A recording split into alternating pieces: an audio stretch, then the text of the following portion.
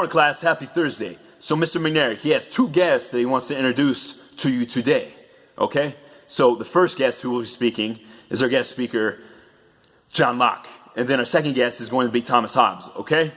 Now, they have conflicting views, so I'm just going to let them take the stage, let them do what they do. And yeah, you'll see that, and by the way, these characters that are portraying these characters are, you know, very personified, overdone, and but hopefully you enjoy. You learn a little bit about who they were. Obviously, they didn't look like this, but we're dealing with what we got to deal with, all right? So, first up, I'd like to introduce Mr. John Locke. Make sure you come down here, Mr. Locke, and take a seat, all right? Now, Mr. McNair, can I see me through this? Well, it's very interesting because it's just, I'm looking at this and I'm baffled. That's absolutely brilliant. So I just project my voice into this and they'll be able to see it later. Well then, sounds good to me. Okay, so hello. My name is John Locke, okay? Grew up, English philosopher. Family was decently off, wasn't super rich, but, I had some good family connections. I was sponsored all the way through college. The parliament, actually a man from the parliament, he sponsored my scholarship for college. So, right there, had a good education. And then from there, I was part of the Royal Society, swinging with the high cats, I had some good buddies, Galileo, Rene Descartes. I mean, come on. I got some contrary views to the person that you guys are going to be introduced to later, Mr. Hobbes. Mr. Hobbes is so brutish, outlandish even, with his claims. But anyways, on to a little bit of my philosophy. So, Mr. Hobbes is going to propose that, possibly that everybody's, so crude, but that's so far from the truth. The truth is, if we're in a set of state, human nature, let's talk about human nature. If I'm in a set of state, no governments, no nothing. And I go out there and there's 4 apples, and we're both trying to survive. And I'll probably take 2 apples, and I'll give my other fellow person that I want to have joined in my community. I believe we're social creatures at heart. And, we all have a heart for each other. I'm going to let him take 2. He's going to have 2 apples, and I'm going to have 2 apples myself. I believe, we have a moral code. We have natural rights that we're given as well.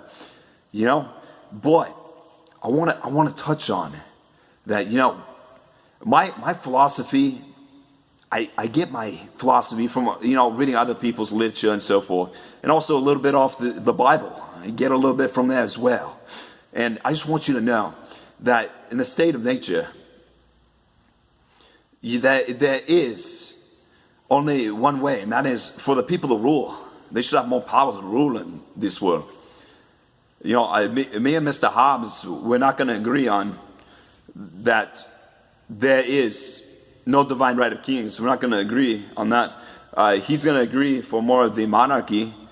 But for me, I'm going to say that it's completely ludicrous, if you will, to suggest that all the power should be in the hands of one man.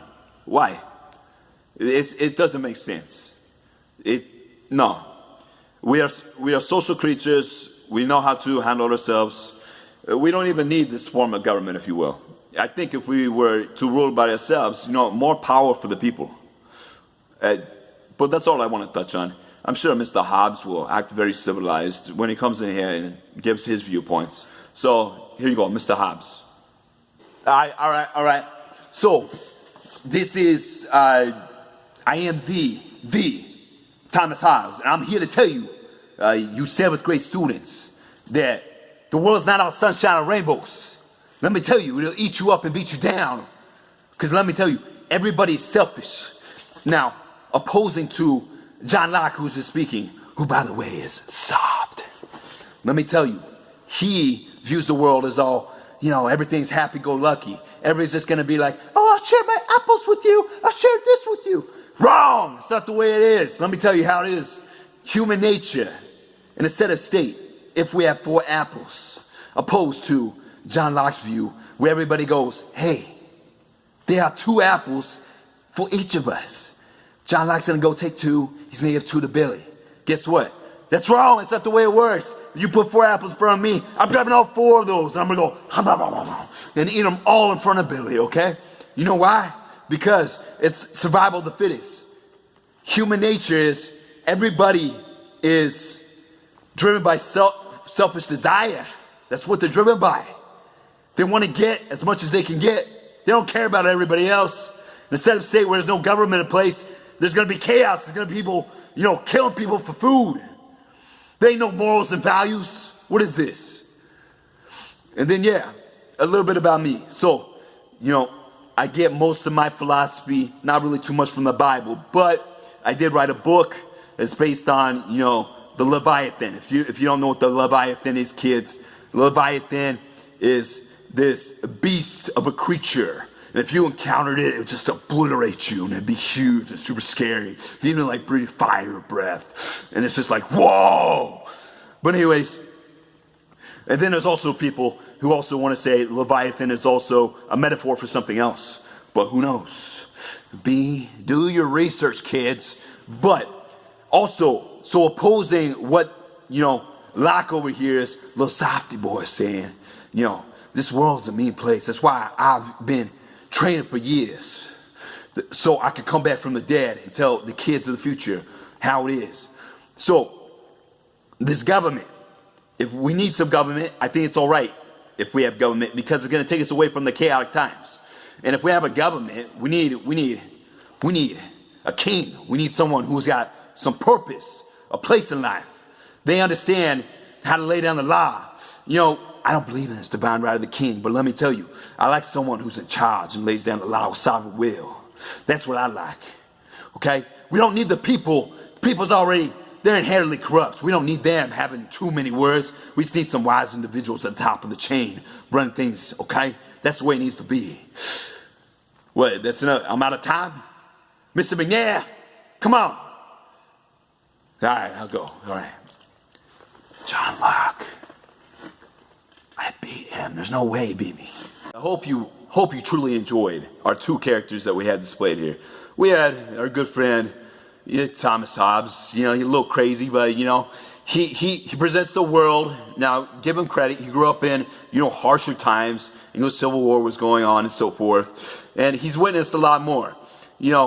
His mother had to give birth to him early. I mean, the guy's been through a lot. His father got in a fight, outside the church. And then their whole family had to basically skedaddle. He's been all over the place. But anyways, John Locke, he ran with some of the greats during this period of enlightenment, which you will learn about tomorrow. And this is just a little introduction for you, all right? So make sure you tune in tomorrow, because tomorrow I'm going to be going over your enlightenment assignment. And then on Monday next week, I'm going to be introducing your final project, okay? So make sure you go ahead and carpe diem.